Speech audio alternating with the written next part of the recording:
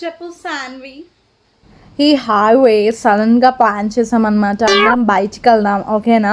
నువ్వు రెడీ అవ్వు తొందరగా, ఓకే? యార్ ముందే చెప్పొచ్చు కదా ఏమైనా ప్లాన్ చేస్తే. మీ సడన్ ప్లాన్ ఎవరికి కావాలి?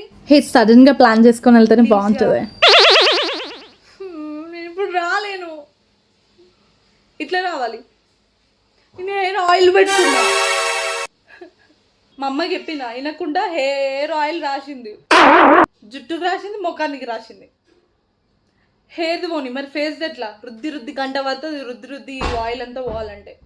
ఇప్పుడు ఈ వీడియో కూడా ఫిల్టర్ పెట్టి చేస్తున్నా. నా బాధ ఎవరికి తెలుసు? మీరేమో సడన్ సర్ప్రైజ్ ప్లాన్. నాకు వద్దు ప్లీజ్. మొన్న నా ఫ్రెండ్ కూడా అంతే, నూనె పెట్టుకున్నప్పుడే సర్ప్రైజ్ అనుకుంటే బర్త్డే కేక్ కట్ చేపించింది. ఆ పిక్స్ని సోషల్ మీడియాలో కూడా పెట్టుకోలేకపోయినా.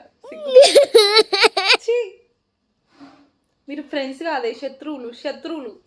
ఇప్పుడు హెయిర్ వాష్ చేసుకోవాలంటే ఎంత టైం పడుతుంది తెలుసా నాకు?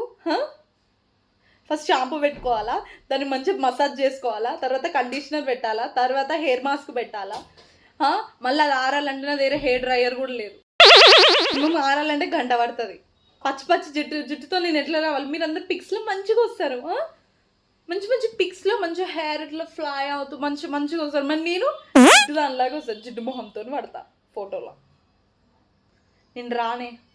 ఆయిల్ పెట్టుకొని బయటకు వచ్చి అవమానం పడ్డం కంటే రూమ్లోనే ఒంటరిగా ఉండడం బెస్ట్. మీరు ఇప్పుడు సంప్రదిస్తున్న వ్యక్తి హెయిర్ ఆయిల్ పెట్టుకొని జిడ్డు మొహంతో రూమ్లో పడున్నారు. ఇంకా వాళ్ళకి ఫోన్ చేసి ఇబ్బంది పెట్టకండి. Good bye.